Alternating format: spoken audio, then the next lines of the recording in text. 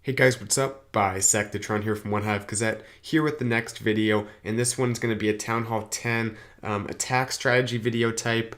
Basically, I've been seeing this Queen Walk Bolaloon work so well at Town Hall 10, and I made a video on Valks too. That's still a good strategy, but this even more so. The last like 2 wars in Immoral Thieves and Genesis, been seeing this really work out very nicely. You guys are going to see a few attacks today. Before we get into them, just real quick, I want to say shout out to Genesis for a very solid win this weekend. I lost most of the attacks, unfortunately, but had a 3-star margin, I believe. So awesome win to Genesis.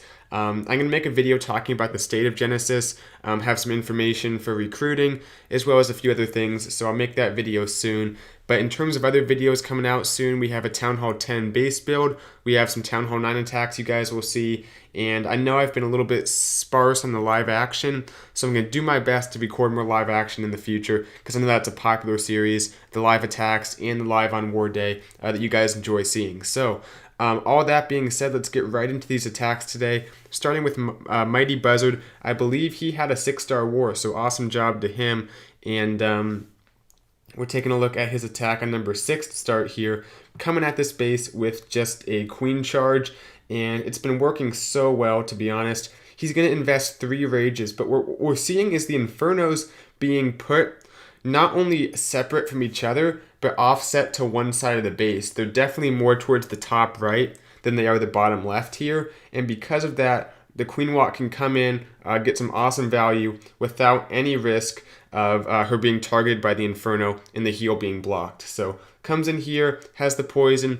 He's going to be very generous with these rages. At times it's questionable if he needs them, but go ahead and be safe rather than sorry.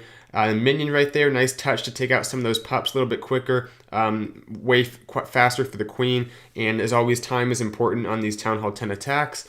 Next rage going down in just a moment, there it is. Queen will step up, and what he's doing here is just getting the defensive queen, the CC troops, 2 air defenses, and at the end of it all, his queen will still be up with her ability. So next rage about to go down, he didn't let that effect wear off.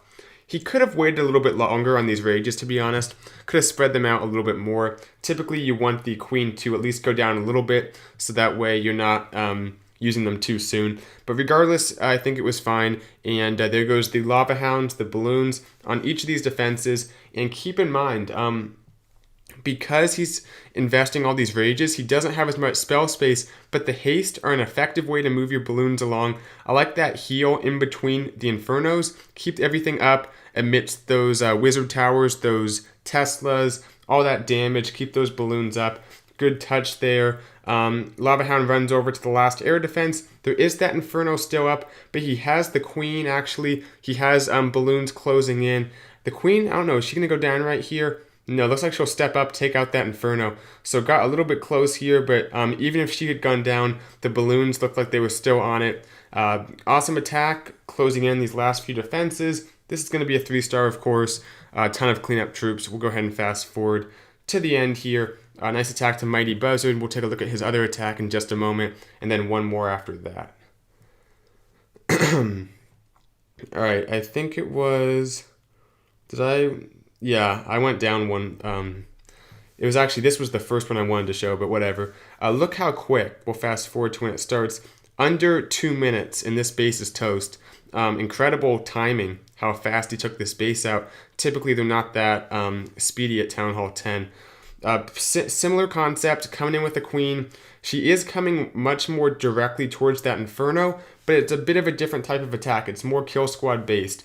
And basically, we're seeing the Queen Walk be very effective, but in terms of what you do with it, you have a little bit of variation, a little bit of freedom to choose what you want to bring besides the Queen. You can bring a bigger kill squad with bowlers possibly, like Mighty Buzzard does here. One thing you may have noticed, he had to use the Queen's ability and the rage at the same time, so even there, that kind of lost him some value, because if he had dropped the rage a little bit earlier or had just used the ability, he wouldn't have had to use both. So despite that, overcomes that part, and everything's going fine. One thing I like is how the queen, after all that initial stuff goes down, she doesn't have a whole lot of damage coming her way. There's not expos. This base is so spread out that the queen has basically a nice little retirement up there. Nothing's going to be targeting her, and that's what you want to look for. If there's a possibility that the queen can not take a whole lot of damage as she goes through the attack after the initial kind of push there.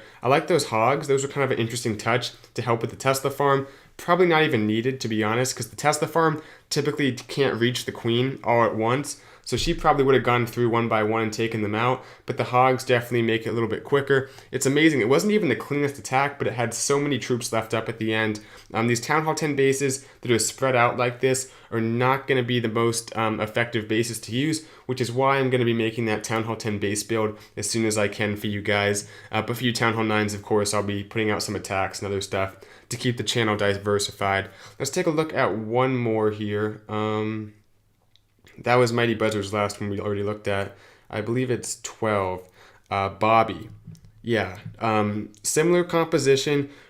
This was a really clever attack because the air defenses are offset. This is kind of the new meta base that I've been seeing more and more, and I think is somewhat more effective, but it still is. It can be 3-starred by an air attack. There's just different ways you have to go about doing it. You can see one thing this base tries to do is concentrate the archer towers, the wizard towers, the expos, and the queen, all that air targeting stuff towards the bottom of the base, away from those air defenses to kind of separate everything out. And when you do that, one possibility is just to come at all that air targeting stuff with your queen walk, get it taken out, and even if there are 4 air defenses still left up, there's not going to be a whole lot of defenses to help besides that, and you can still use your Bolaloon on the top there. So queen takes out that kind of bottom part of the base there, that little V, then it comes up for the wall breakers. One nice thing about all the air defenses being up top, he doesn't have to worry about his healers getting targeted. He can basically do any kind of queen pattern direction he wants without risk of the healers cutting too far and close to those air defenses because they're all the way at the top. So gives more freedom for the queen walk there for sure. And just dropping these rages, he is investing a lot, but he's getting a lot of value. And I think pretty much every attack we've seen 2-3 rages being invested, but it's definitely worth it. Unfortunately, he doesn't have a poison for the CC troops really. Well, I guess he kind of does. It was still there from the queen when he dropped it. There's the king. I like that Suicide King. Goes in, gets the Teslas, gets the Inferno Tower. A great trade. Very well thought out plan because the queen took out everything, exposing that Inferno Tower. He can just drop the king in, get the Inferno taken out. Not going to get any air defenses though, but that's going to be okay. And you guys will see why in just a moment. Here is the Lava Hounds. They're going down quickly because the air defenses are, doubling up, tripling up on them. But the balloons are closing in so fast, and nothing's targeting those balloons because, like I said, it's mostly cannons and stuff up there in the bomb tower and that kind of stuff. So balloons just making their way through, the haste propelling them along. I don't think he lost hardly any balloons in this attack. Of course, he lost a few, but look how many are left up at the end of this. Crush this base. Just goes to show, just because you can't get any of those air defenses doesn't mean you can't do an air attack. A lot of what the threat in a base is the Teslas, the Archer Towers, the Wizard Towers. Really, those Lava Hounds, they're still tanky enough that with 4 air defenses, if you have like 3 of them, they can sit in there for a while and allow the balloons to just kind of methodically move through. So nice attack to Bobby, nice attacks to... I'm spacing out, but the first attacker who had a 6-star war, good stuff all around. Nice job to Immoral Thieves on the win this weekend against Crystal Warrior. And like I said, nice job to Genesis as well, although you guys won't be able to see many of their attacks because I lost them. So that'll do it for this video. Like I said, have some more stuff coming out over the next few days, so be looking for that. Thank you guys for watching this one. Bisect the Trun out.